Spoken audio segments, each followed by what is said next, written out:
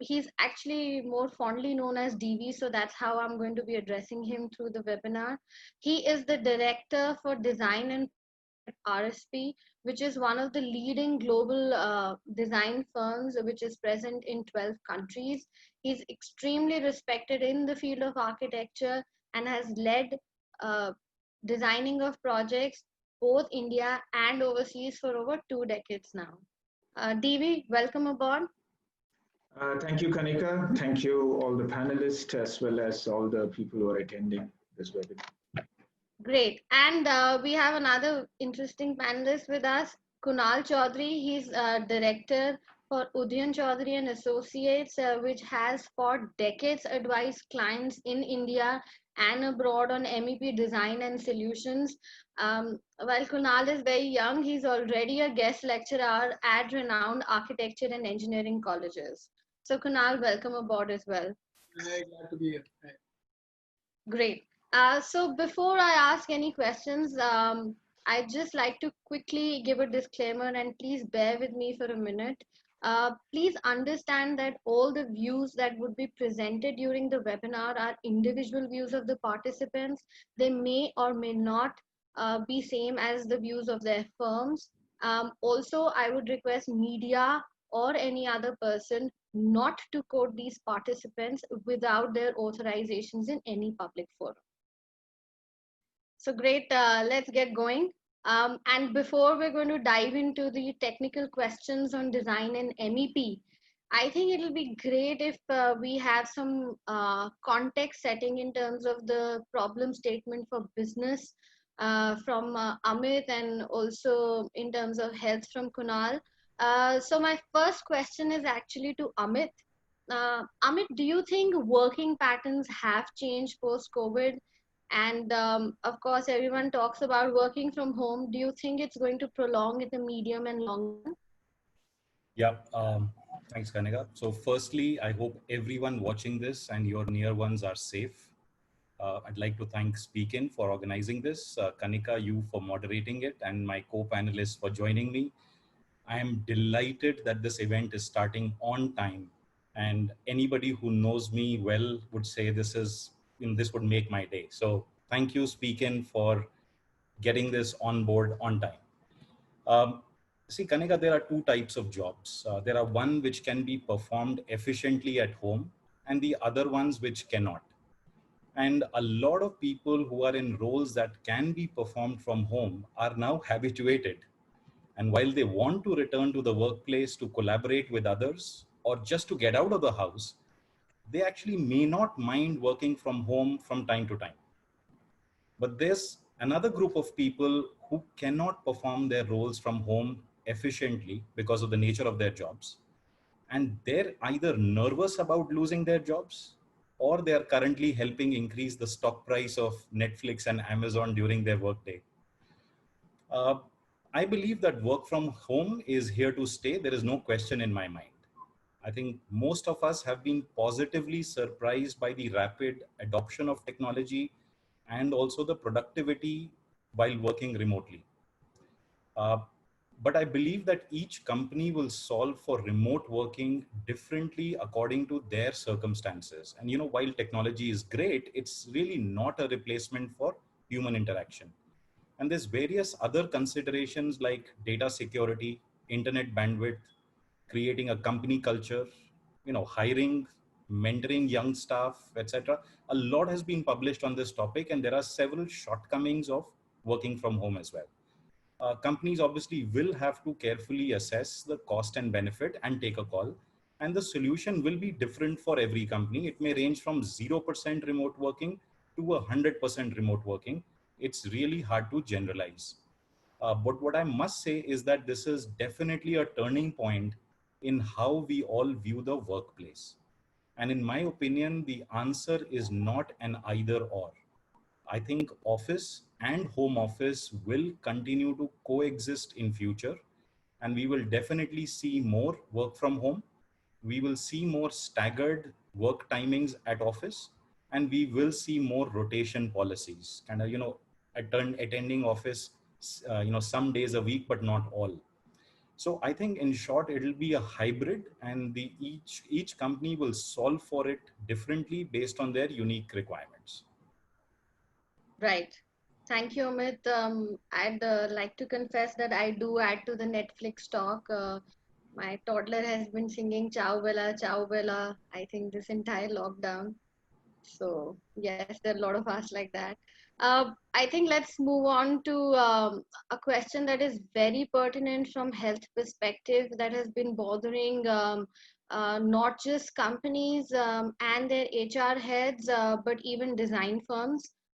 So this question is for Kunal. Kunal, if you would just shed light on, in simple terms, especially for non-engineers like me, what exactly is the problem statement for air conditioning and ventilation systems, especially in the context of commercial real estate and public spaces?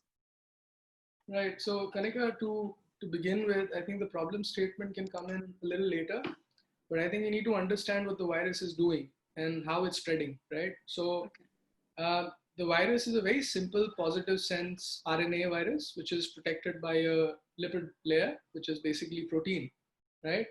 And it's spreading through droplets and it's spreading through aerosols that are going airborne. I think the droplets being heavier, they will go and settle on surfaces which we are calling fomite surfaces, and then somebody can touch it and pick it up, and that's why the hand washing and the social distancing is so important, right? To give you a little more context on the virus itself, the size of the virus is very important. Okay, I think that's something that a lot of us need to understand. It's only about 0.125 micrometer in diameter. Okay, so that's very small. To give you more context to that, a human hair strand, is single strand of hair, is about 70 microns. So that's about 1,000 times smaller than a strand of hair, right?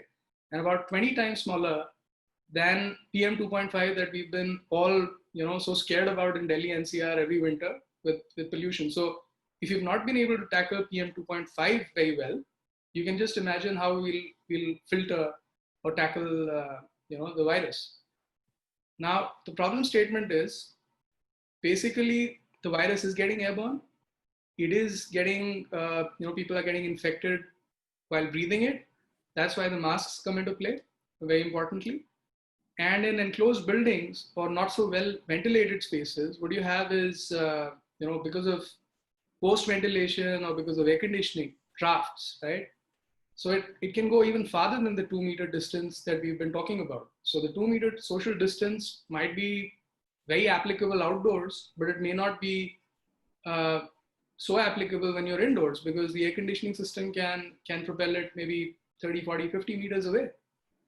So the size of the virus and then the problem statement. And there's a recent study from the CDC, which got published in the Washington Post just about, I think, 2-3 days back.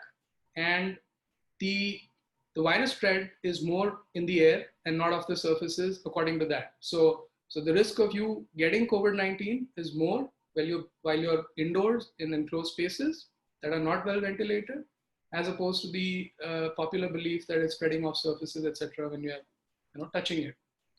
The solution is pretty simple. The virus is just a very simple microorganism, and from an HVAC perspective, we have probably 3 or 4 things that we can do. We have to look at the temperature in RH. We have to look at the outdoor air delivery. We have to look at filtration, of course, like I mentioned, and we have to look at some kind of real-time disinfection through some human-friendly oxidizers that don't harm people while they're inside. So, I can't start spraying sodium hypochlorite on people when they're working, right? So that's not going to work. So we need to figure that out. So that's the problem statement in a nutshell. Okay. All right. Understood. Sorry, we missed what RH is. Could you tell us what you meant by RH? Yeah, RH is basically relative humidity, and relative humidity, what ISHRE wants you to maintain in any enclosed space, is in the range of 40 to 70%. And ISHRE is the Indian Society for Heating, Refrigeration and Air Conditioning Engineers, which is a professional society. And it's been writing documents and design guidelines for the government of India as well. So it's a recommendation from ISHRE. Okay. And the temperature that you're supposed to set for your air-conditioned spaces is anywhere between 24 degrees to 30 degrees. Now, I would like to highlight that, this temperature range of 24 to 30 and the RH range of 40 to 70 is not killing the virus. It's not stopping the spread of the virus. What it's essentially doing is it's not allowing the virus droplets to dry up fast, because if the RH is too low, then the virus droplets could dry out really fast and then it can again become airborne. And the virus being airborne is the main problem. Okay, great. So now that we have the problem statement in place, Amit, let me first ask you, how do you think that social distancing and working from home is going to impact the way we use our commercial real estate space? Sure. So we're actually doing a lot of work on this topic, both globally and in India with our other stakeholders. So our tenants, our design partners, our leasing partners. And I think the use of commercial real estate has changed and will change for both parts, the common areas and the personal workspace. So I'll talk about usage only, and I'll leave design for my other colleagues to talk about later. From a usage standpoint, there are three different behaviors we're observing. I think number one, individuals are keeping distance from others. The second is that they're avoiding to touch the surfaces that have been touched by others. And the third is that they're worried about breathing the same air as others in a confined space. And as Kunal said, this is the most dangerous of the three. But awareness may not be as common as on this panel. Now, all these three behaviors will directly impact their perception of how to live their life and how to use real estate, whether it's commercial or residential, and therefore it has design implications. So I think the longer term impact on usage, I think is more a question of how long this crisis lasts for and how human psychology behaves, because habits change easily. I mean, just like we got accustomed to working from home, people may again start to become lax if there is a cure for the virus through the production and distribution of the vaccine.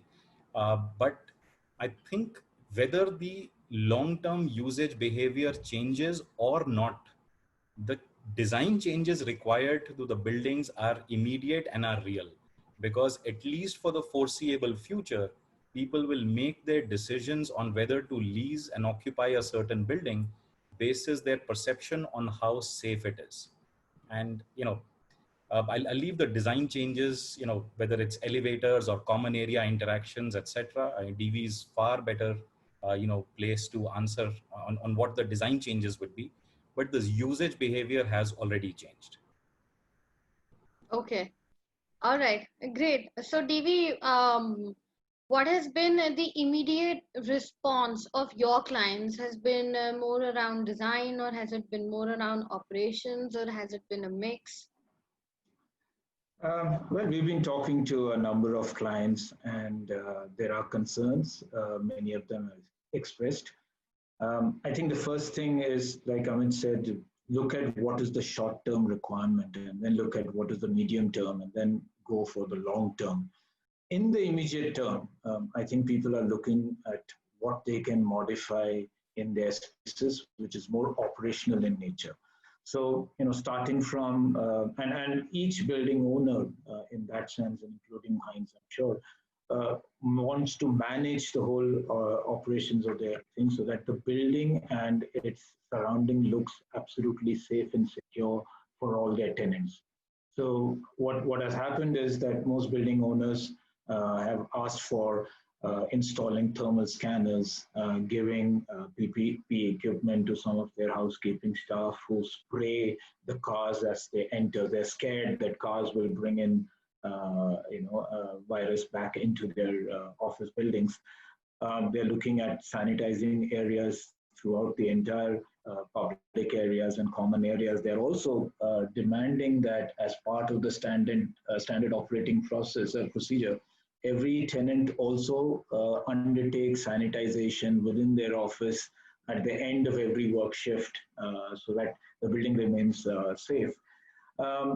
Obviously, the main criteria for all of this contactless. And every one of the clients that we're talking about is looking at how contactless interaction can happen between people. So at the entrance, there are no more these contacting people putting the thermal scanners on you. So it's a thermal scanner. The security is happening through one of the DFMID measures. Then as you walk in, there is always a sanitizer that we need to place. I think those designs of these dispensers are still pretty crude. They're still put together very quickly, but over the years, I think as time goes by, over the months, you will actually get them as marketed products, which are going with the interiors of the lobby, and there will be more selection that's going to happen with some of these things. Also, I think there's a lot of encouragement to look at staggered timings for the people, so that the offices don't start to get staffed up 100% very quickly. I know the lockdown rules now, or the opening up rules now, allow for literally 100%, but I don't think offices are prepared to be able to do that. Definitely and if I go one step further, as you move towards the elevators, the social distancing norms are being enforced. There are new signages have propped up in almost all the buildings where people have to maintain their distance. Elevators remain a problem from a contact perspective. There is no immediate design solution except to sanitize your hand after you touch your buttons. But we've been talking to some elevator vendors as we move forward, and they are exploring technology of using mobile phones, RFID, or any other systems, including promotion of the destination control, because that allows for a better control of how many people go in an elevator. So those are some of the things that everybody is talking about, and we are also looking at how to create the right environment for this. Cafeterias are another areas of concern. I believe what is really going to happen in the immediate future is people are going to be wary sitting in a cafeteria along with other people to eat. So working or eating from your desk is the new norm at this point in time, and it's pretty much followed in our office where I'm also sitting right now, as well as packaged food instead of the standard buffet offering that many offices do have in their cafeterias. So those are some of the changes that's right now immediate and then being taken care of by most developers as well as end user tenants within their office. Sorry, Kanika, I'm just going to jump in for a second, DV. I must appreciate your comments here, and big shout out to my colleagues who take care of property management and operations in the building. All of the points you mentioned, we took care of about a month ago, and therefore I must appreciate their efforts, so that I completely lost track of the fact that there is an operations to take care of as well. We were ready to welcome our clients back, our tenants back a month ago, and the mind space is all focused about future developments of buildings. So thank you for reminding me how privileged and blessed I am to have colleagues like that. Thank you. Also, Amit, before I jump on to the next question, I would say that One Horizon Center is my favorite office building in the country, and I think the best grade A asset that there is out there. And Kunal and I were just talking about it yesterday, that it's a phenomenal building. Thank you so much. It's very kind of you. I have to say I'm blessed to have colleagues who built that building. All right, great. So, DV, our next question is to you. And sorry, I'd request you to speak up a little. We couldn't, hear you well. But I'll ask you the question, and then I'll give you the lifeline that Amitabh Bachchan offers in Kaun Banega Crorepati. We are going to have an audience poll before we take your answer.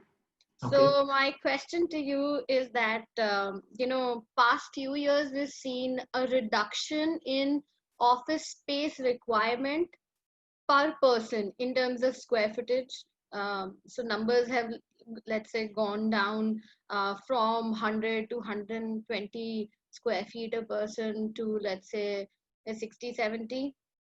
Also, another trend that came about was to have more open office layouts rather than cubicles. So my question to you is whether any of these trends are going to reverse with COVID. And Sajal, if you could help us with the audience poll with.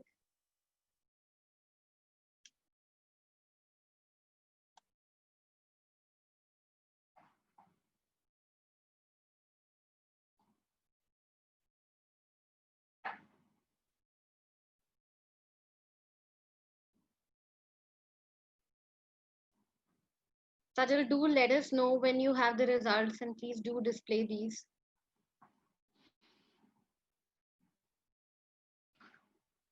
As we get the result, let me outline what my thinking in this is. This crisis has hit us, and I believe that there is a lot more awareness that people have today about virus, about how it spreads, and therefore there's a lot more fear that they will contract the virus. But ultimately, when it comes to a workplace, I think this is still a short term, and that's my personal view. I think over the time, we'll probably go back to the kind of densities that we have known. I think the economics eventually will drive people back to the 65, 70, 75 square feet. Maybe it probably won't reach that level. Maybe it'll be 90. But in the interim, definitely, one is going to look at social distancing. Okay, so we get the result. Yeah, so it's a mixed bag. I don't think there's a particular look at whether cubicles will be back or not. But I'll answer that question slightly differently. So the audience thinks that we will continue to have open plan layouts, but we'll have, let's say, transparent partitions in between. Yeah, and that's interestingly already in the annual. In fact, one of the ways how offices are tackling the social distancing issues, even in the current circumstances, is through putting these transparent partitions between one work desk or a workstation and the other, and then maybe alternating the workstation so that there is that 6 feet distance that's maintained. We know that in the 65, 70 square feet kind of model, workstations tends to be anywhere between 1,200 to 1,500, especially at least in the BPO operations or IT operations. But when you go out towards more corporate or towards more research oriented, they tend to be in the 120, which is okay, which will not be impacted because you would get the necessary 6 feet social distancing. But this idea that you would have partitions, which is like a sneeze guard, that's going to definitely be there, I think, for some time to come. Now coming to the answer of the cubicle. Historically, and this is slightly controversial, but I think the cubicle going away and the idea that you would have open office space has really been sold as an idea of collaboration, about creativity and all that. But in reality, it is real estate. In reality, it's the cost of real estate. So employees and others have been convinced that they are more productive when they are sharing space rather than being in their own cubicle. Mind you, a lot of companies, even before COVID, have already been talking about moving some of their people away from open workstations to cubicles, enclosed cubicles, and then have very selective collaborative spaces where social interaction and other interaction happens. So I think from a long term, there is already a changing trend, in my opinion, to move towards that. But what COVID would probably do right now is push towards some of the senior management moving back into their cabins who otherwise were typically sitting in an open office environment.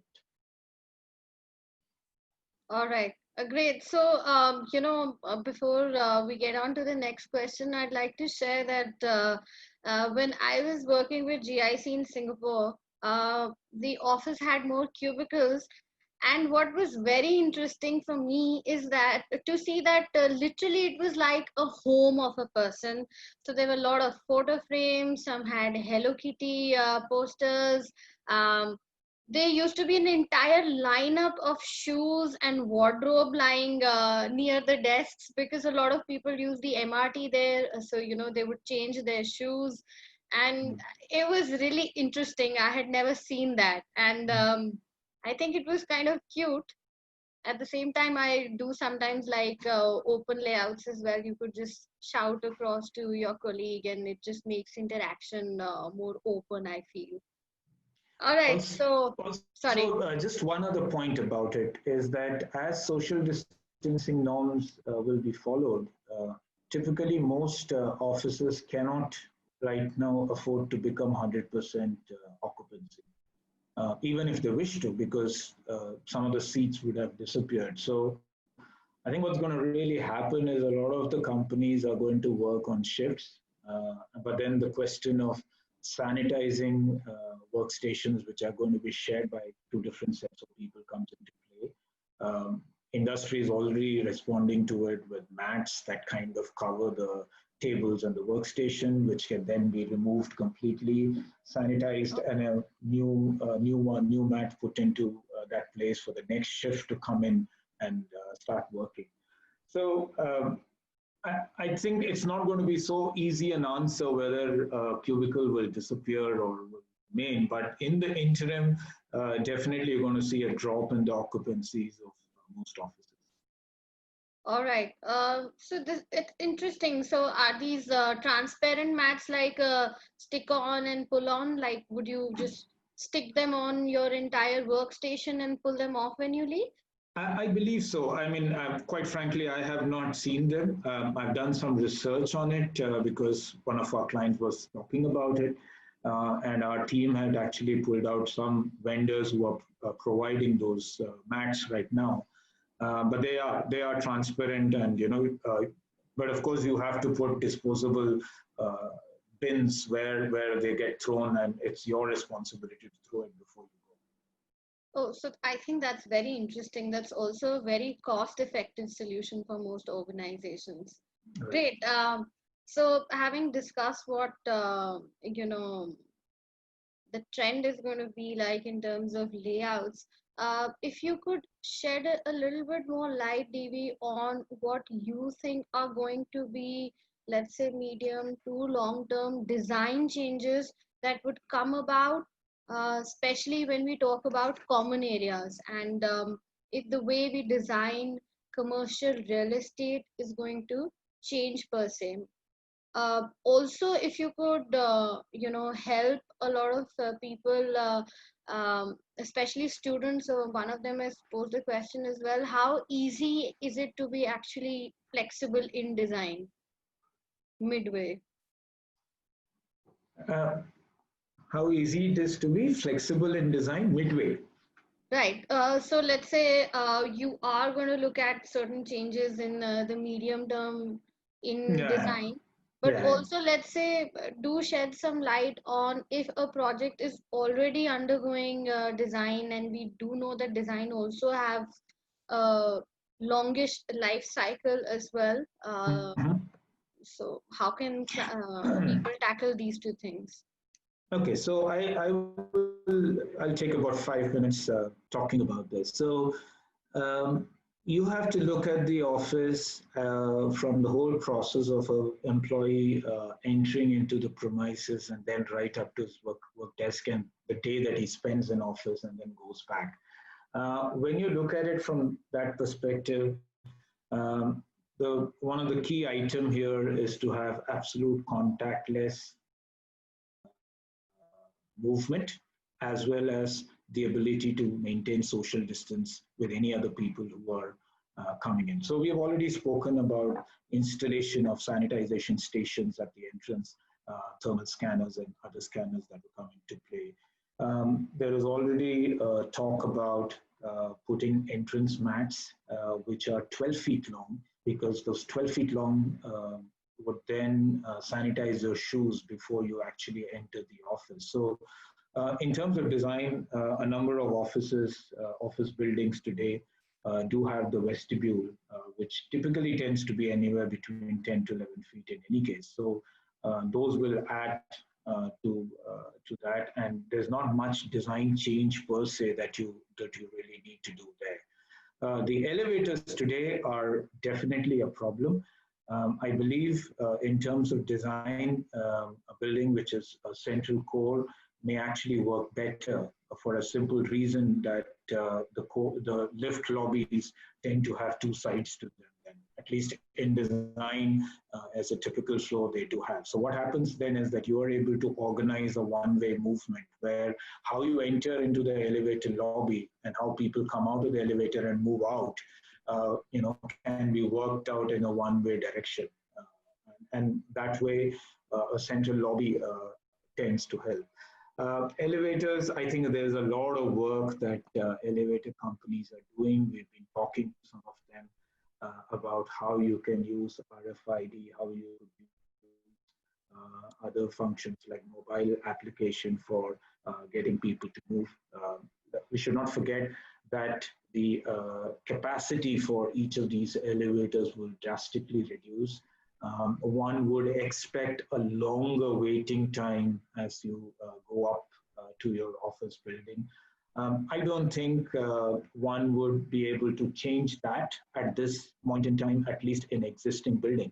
The question automatically would be that when you design new buildings, do you design more elevators because you're going to have less capacity per elevator? I think that's not a right way of looking at it. I think the way to look at it is if you design for a lower occupancy, then you design for obviously the same number of elevators. But if the occupancy does increase, then the elevator capacity would also increase, because what social distancing you're maintaining in your office will be automatically translated to those elevators. So while some think that number of elevators go up, I don't believe it'll go up. I think it'll probably remain the same. But there will be more look towards the destination control, because you are then, through a computer, through an algorithm, actually able to control the number of people that actually can go into an elevator. So most people understand that, and it's already prevalent today in terms of what we do. The other concern that a lot of people do have, and that is going to undergo a lot of change, the toilets, because probably the most difficult thing to do in terms of the design. So eliminating the door of the toilet.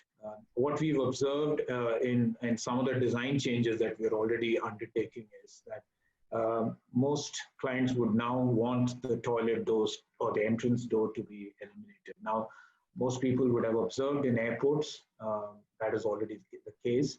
In offices, when you design toilets, you tend to design it as compact as possible, because you want to make the floor as efficient as possible. When you do this without doors, then you need a lot more screening, and therefore the toilet sizes would increase. Now, that would impact the efficiencies of floor plates, but that's one way of looking at it. The other way of looking at it is work on the hardware of these doors by having them automatically opening doors.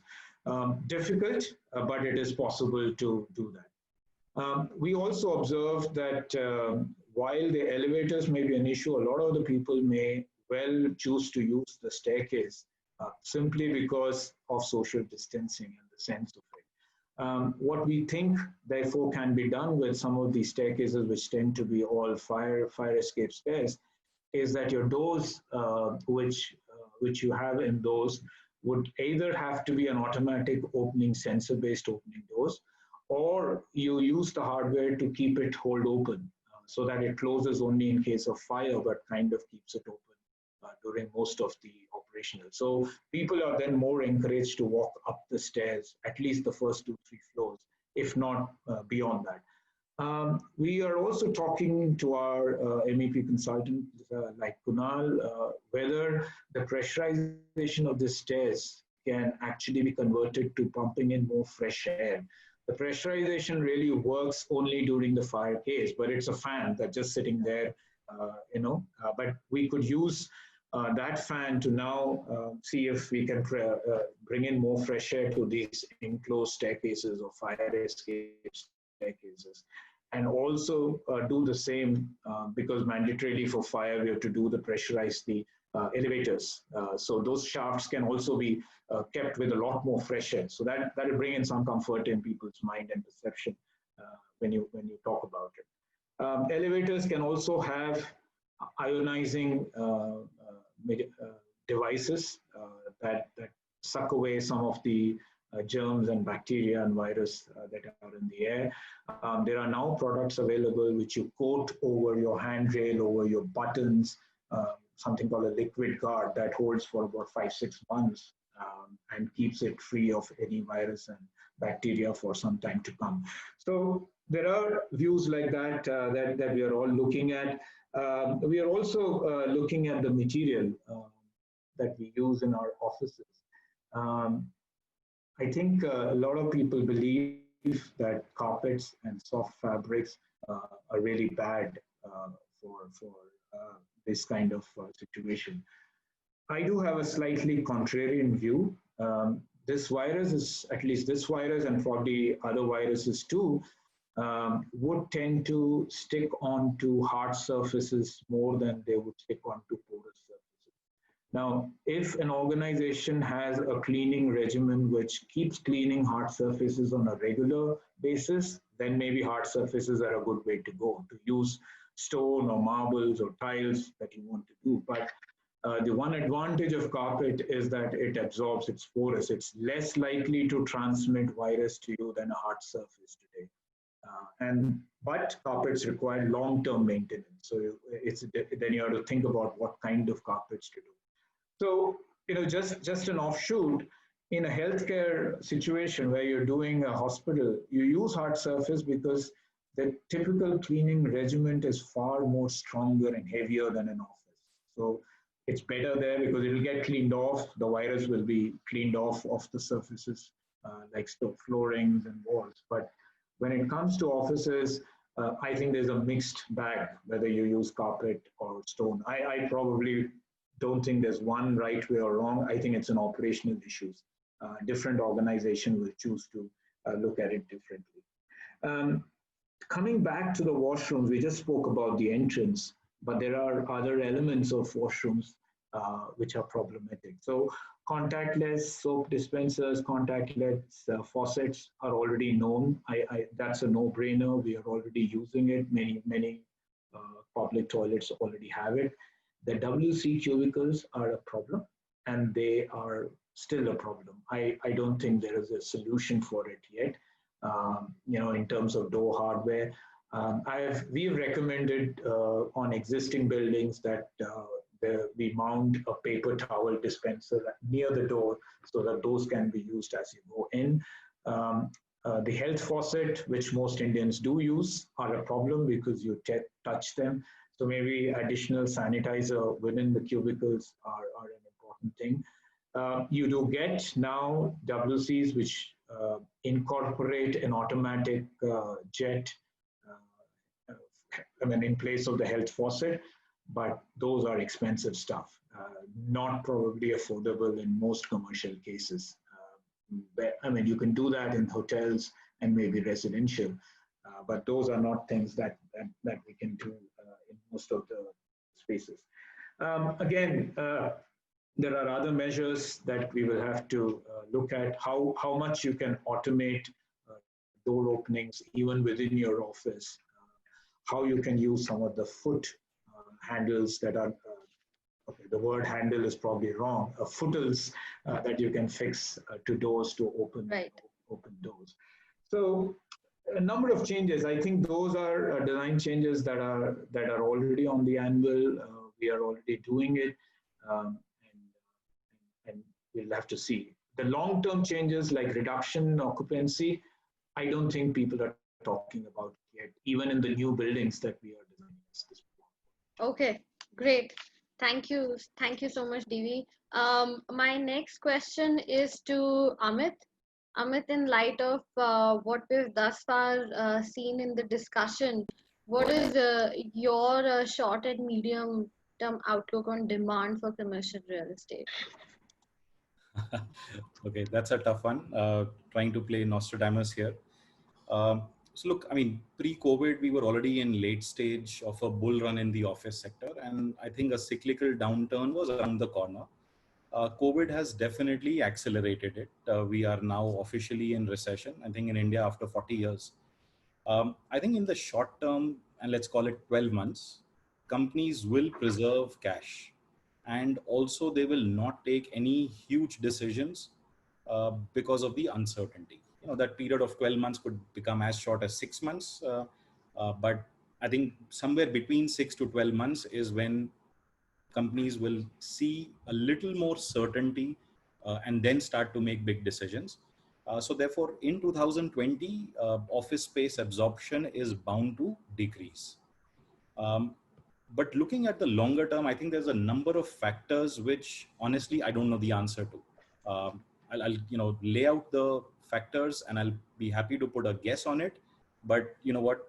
I don't think anybody can answer precisely. The first is work from home. And I think this is my personal opinion. I think permanently up to 15 to 20% of the workforce may start working outside office permanently. I think that's a possibility in a tech-driven environment and a technology-driven Indian absorption. The second, I think people are not talking enough about is the rotation policy, which is, for examples, companies may say, you know what, this is a good cost saving measure. Why don't we mandate that everyone works from home 1 day a week, right? As an example. And that itself is a 20% saving on the space requirement. So you've got now two factors.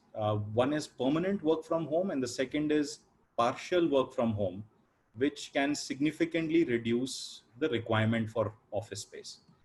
But then there are counterbalancing factors. And I think the third one, which is important, is the de-densification of the floor plate. I've seen several studies which talk about no more than 20 to 40%, and that's the range. Sorry, let me correct that. 28 to 40% of the existing of the current space can cater to only 28 to 40% of the staff. And that can have a huge impact if companies adopt distancing religiously. I think that's the key word.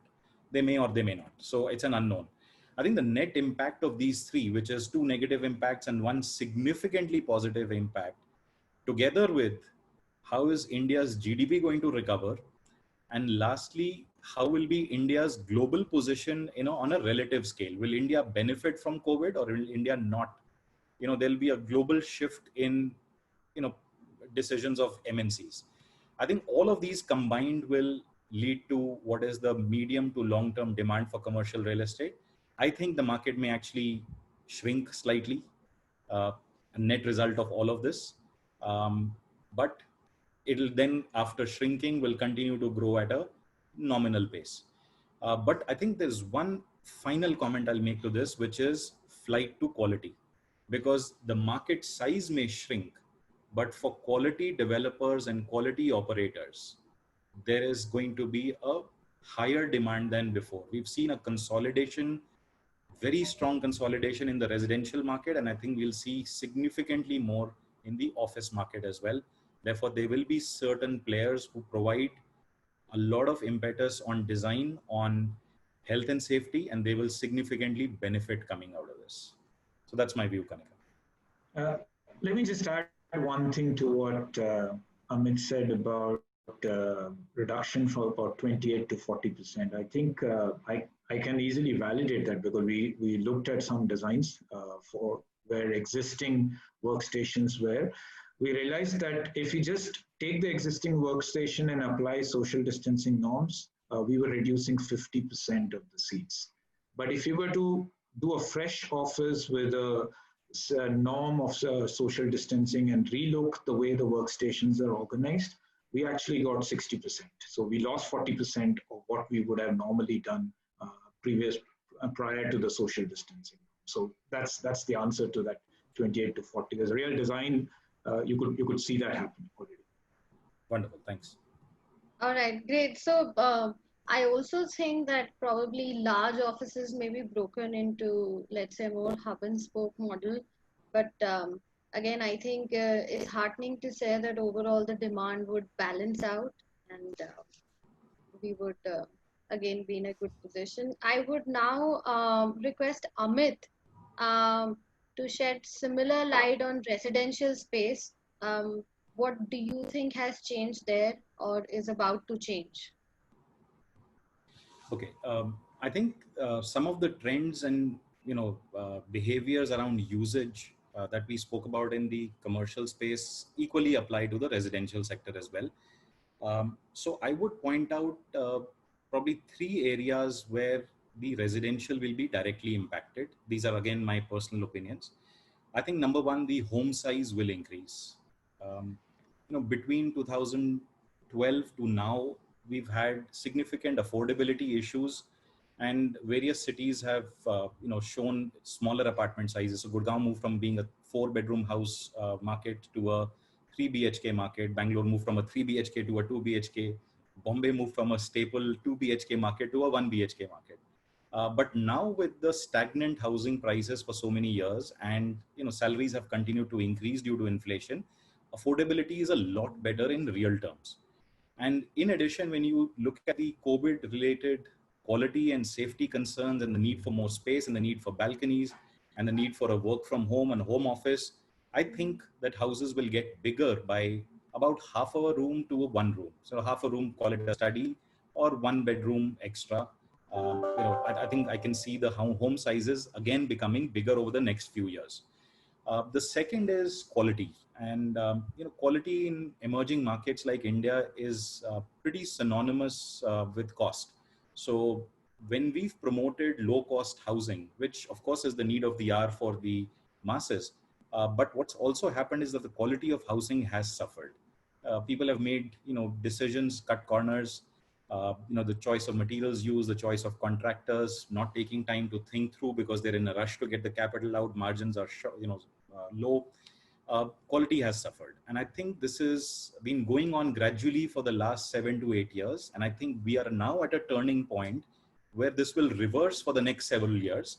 I think quality housing and dare I say, premium housing will be back in favor, I predict, next year. The third impact I see, Kanika, is location preference. And I think customers will strongly prefer to stay near their workplace. Our studies in the past, and this is the old world, it's shown that the location of homes was being significantly determined by non-office goers. So if a decision maker is a single or it's a dink couple, double income, no kids, then it's a different matter. But other than that, if you're looking at joint families or if you're looking at full families with kids or parents, then the considerations were very different. It was proximity to schools for the kids. It was proximity to healthcare and community facilities for the elderly. Decisions were made on proximity to shopping facilities for the homemakers. But I think COVID has made us rethink about the use of public transport for extended periods of time. And again, I go back to what Kunal was saying about being in a confined space with other people. So, in other words, if you're using a metro for 1 hour to commute to work up and 1 hour down, people will start thinking of that as almost equal to taking a flight. Now, obviously, it's not going to be completely avoidable, but I think people will prefer to be closer to work and therefore choose, things like integrated townships or a mixed use project, which, I know Hines loves to do and we will do. Or generally just a housing condominium or a location which is closer to their workplace. It's now an important consideration. It was not a consideration earlier. So those are my views on what changes we can expect in the resi sector. All right, great. Thank you, Amit. I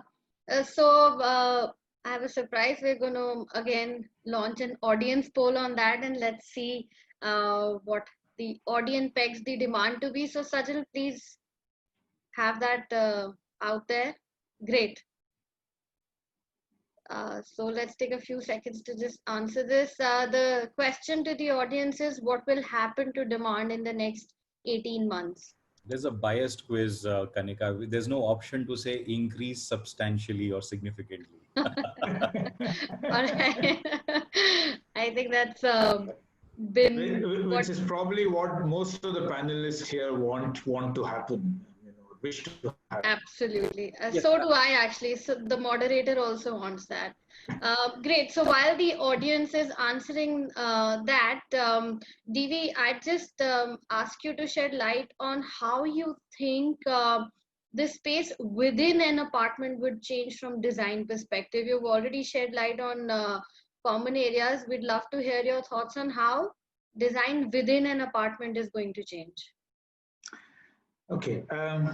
I'll start by a much more theoretical idea. So most people when they go from outside to inside their home, there's a layer that they go through. There's public, there's semi-public, and then private. I think what is going to happen in all our apartments, as I see it today, when design demand comes in, is public, semi-public, semi-private, and then private. So there's an extra layer that'll probably go into these homes. What does that mean? To me, that means that the creation of a foyer within your entrance zone. For long, as Amit also mentioned, the 4-bedroom becoming 3-bedroom and 3-bedroom becoming 2-bedroom in some of our cities. One of the areas that we lost while we began to design units more and more efficient is the foyer. The foyer is that semi-private space that distinguishes between what is just outside and what is fully inside. What we see is that the foyer will come into play because habitually people would want to leave their footwear somewhere in the nether zone, which is neither in nor out. So the footwear, a space for footwear, South Indians always did that. Most South Indian homes always expected the footwear to remain outside.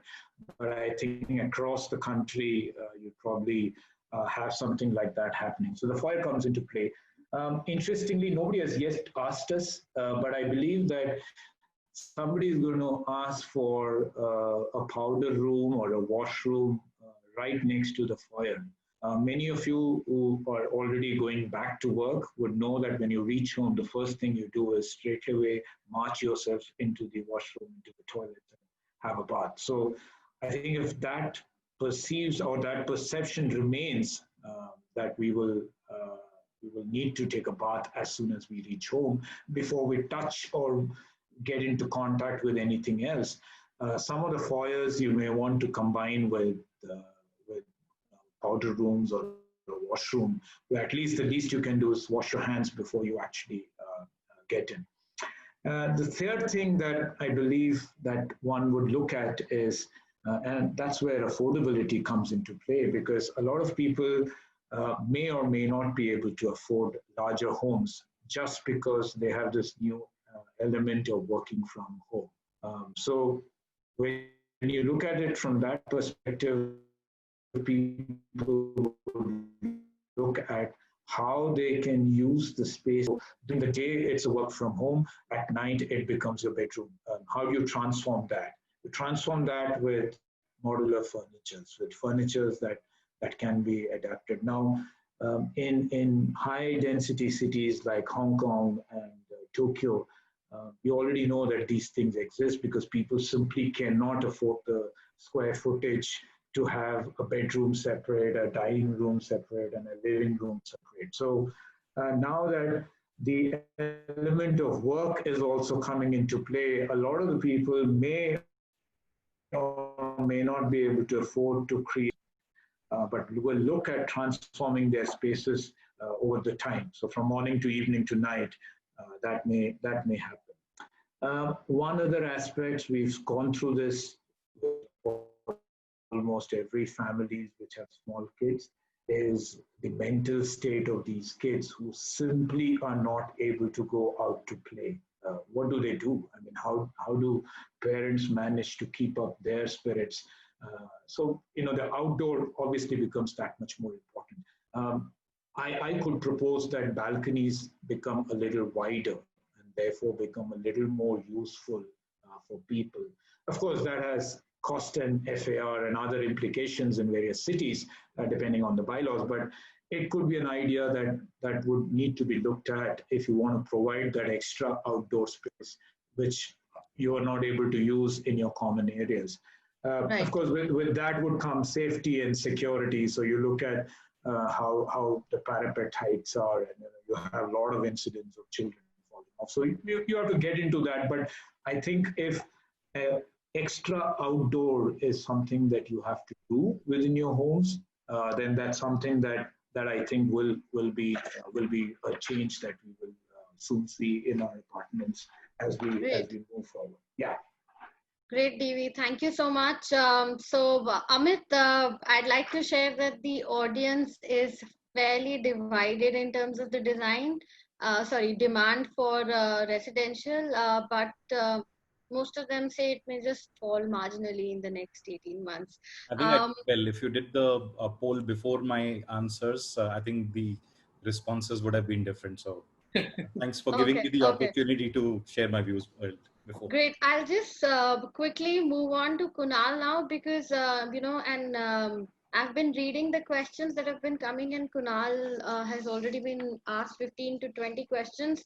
Panelists, the audience, please be rest assured that I'm asking these questions now. So Kunal, you did tell us that HVAC essentially has 4 elements we need to look at. One is more air changes and more outdoor air. Second is keeping the right temperature and humidity. Third is the right filtration, and fourth is the disinfection. I would request if you could again in simple language for a non-engineer like me, tell us how the first 3 mechanisms need to change to address the COVID situation. Yeah, Kanika, as far as the first point is concerned, which is basically increasing outdoor air delivery, you need to keep in mind that more outdoor air that you bring into an air-conditioned space, your heat load or the load demand also goes up. So as a retrofit, you should have that infrastructure to be able to get in more outdoor air. That's one. Second thing is we need to be cognizant of the fact that, again, the pollution levels are still going to go up after this pandemic is over, and already the PM levels are going much higher than what they were during the lockdown. So we need to address pollution as well. So it's not a very simple thing to do, but whatever pressure that the systems have been designed for, especially for the current buildings, I think you need to maximize that. And if there are any buildings, like I know with One Horizon Center, I think Amit will know that you have a demand control ventilation which is in place, where you're basically modulating the amount of fresh air coming into the building to optimize your operational cost, your load, and also to try and prevent pollution from entering the space.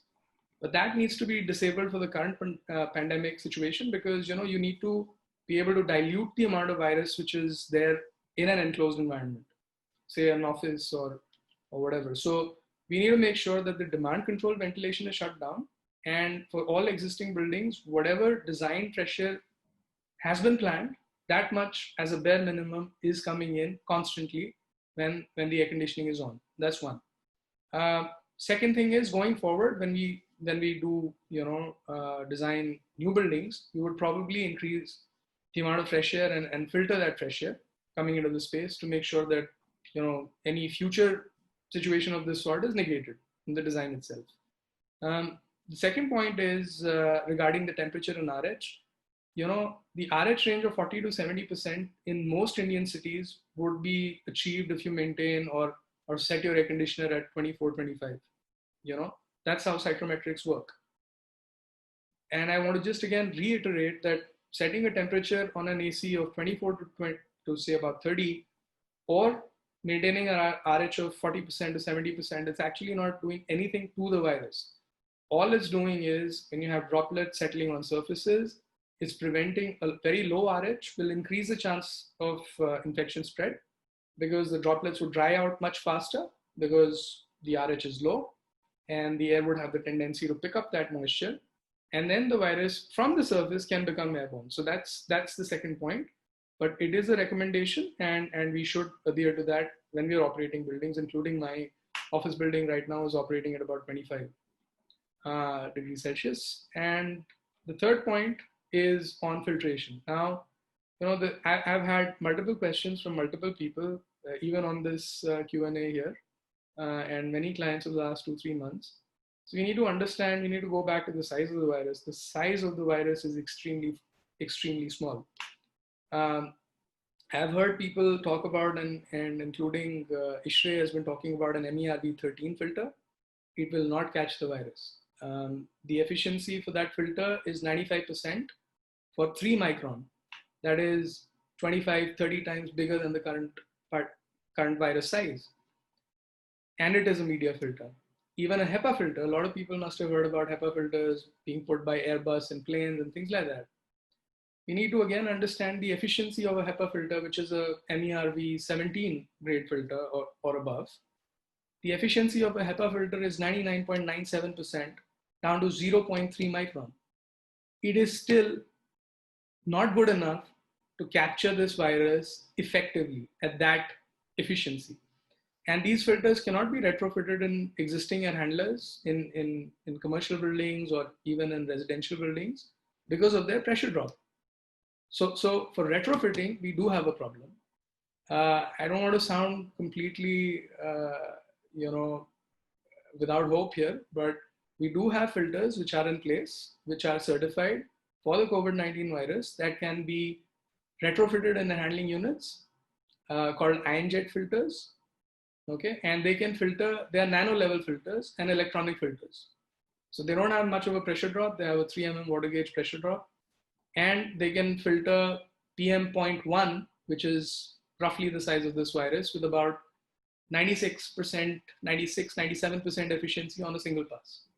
And it not only traps the virus, it kills the virus. So any media filter, whether it's an MERV13, whether it's a HEPA filter, is just trapping the virus. It's not killing it, which makes the filter also a biohazard in the current situation. Because if it's trapping it, and my maintenance guy, Amit's maintenance people will go and clean these filters, for example, in One Horizon Center.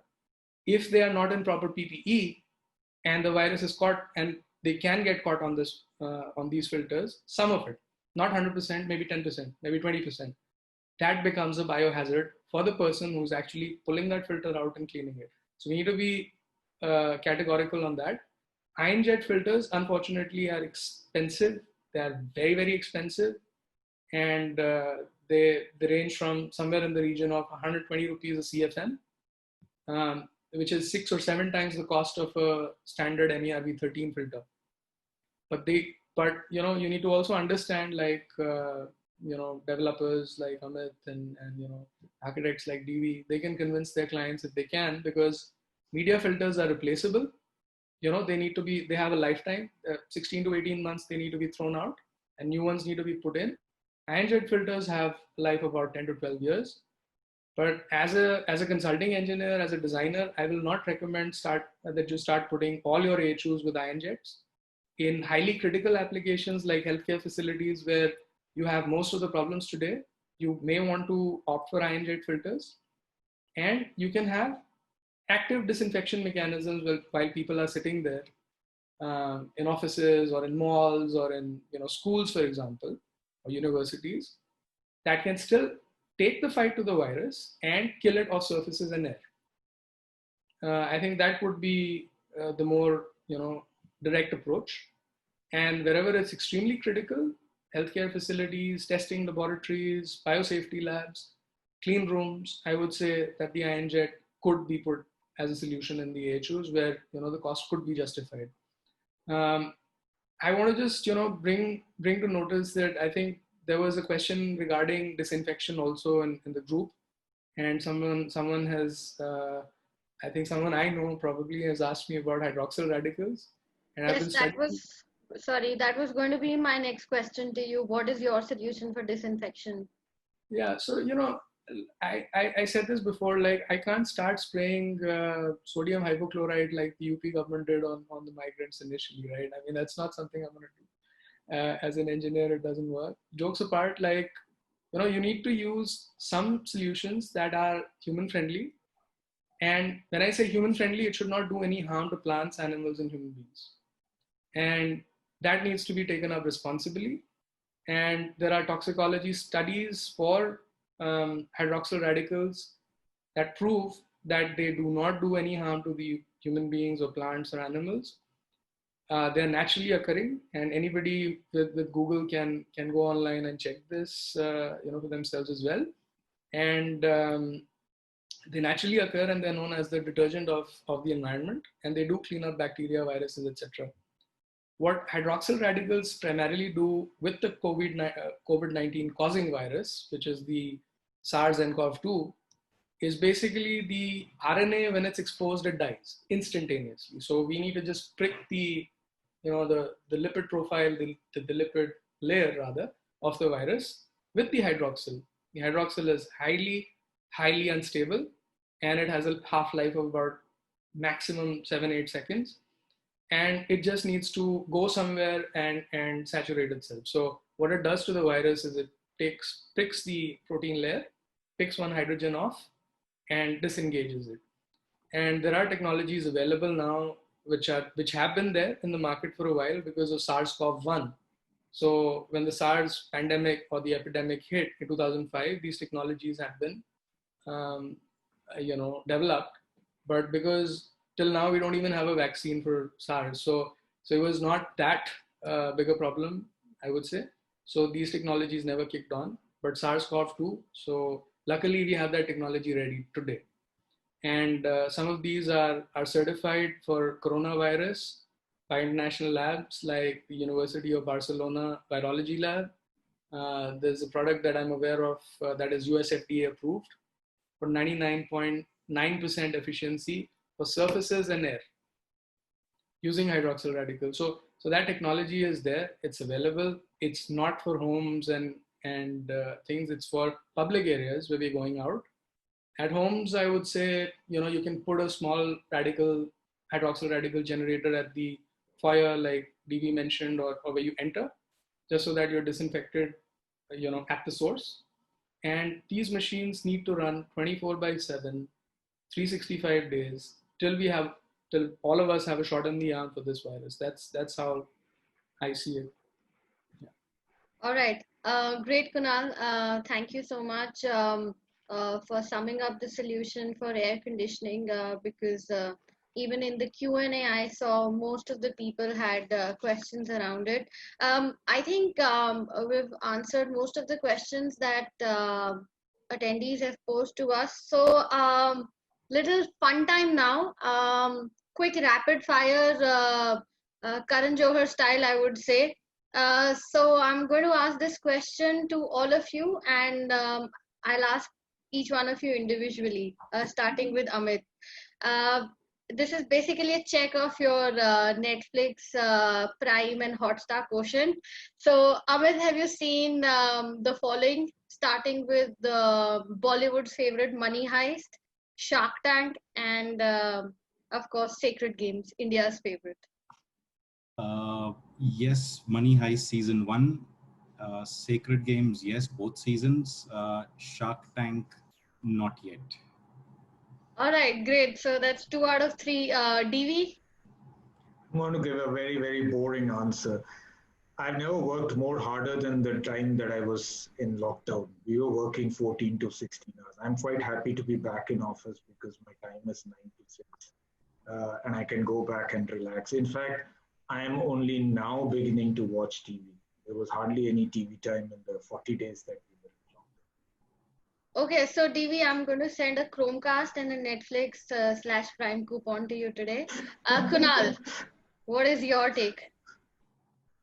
My take is, I mean, I've been busy with my studying and I'm still carrying a lot of paperwork. So I've not had a lot of time. Are you busy with this? Yeah, well, no, this was 10, 15 years back. So Yeah, I read them. They're very To nice.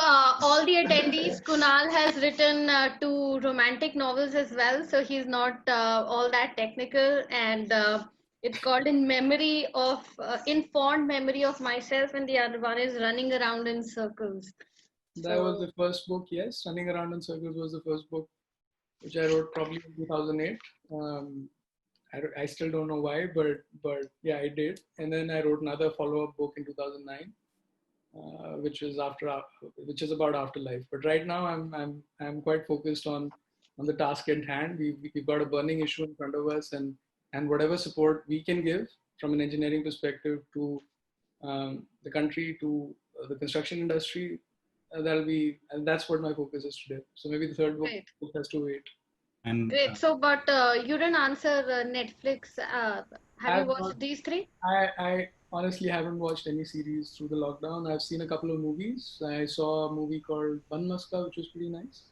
All right. On Great. Netflix. Kanika, your question Great. was not precise enough. Your question was not related to having seen these flicks during the lockdown. Okay. I've seen both of these before the lockdown. What I've seen during the lockdown is fodder. Okay. Great. All right. Great. And You can see that how hard consultants are working. Both the consultants yes. really didn't do any Netflix during the time. Yes. So just a minute more. What hobby did you pick up during lockdown? Starting with you, Amit. Playing cards with our daughter. So we do it every evening, and she's already picked up poker, and we're working Okay. on blackjack next. Okay. So yes. So money is ringing in the family. I can see that. DV, how about you? Nearly exactly the same thing, except it wasn't poker and blackjack, but few other games that runs in my family over centuries. Actually, I mean over decades now. Tambola? No, card games, actually. Okay. I actually taught my 11-year-old and 13-year-old some card games that I inherited from my grandparents at some point in time, actually. And Kunal? Yeah. I play cricket on weekends in Gurgaon, and that has stopped for 3 months. And so I've learned how to hold the bat and shadow practice again after 20 years. So that's another hobby that I've picked up. So I'm playing cricket alone, basically. Great. Thank you, everyone, and thank you to all the attendees as well. I hope all your questions are answered. I did my best to pick up what I could from the Q&A. Thank you, Amit, DV, and Kunal, once again for your expert views. And last but not the least, thank you very much, Speaking, for organizing this. And I hope it benefited the larger audience. Well done, Kanika. Thanks to everyone, and to all the audience. Stay home, stay safe. All right, great. Thank you. Thank you so much, Thank you. Kanika. Thanks. Yeah, thank you. Everyone, Bella Ciao.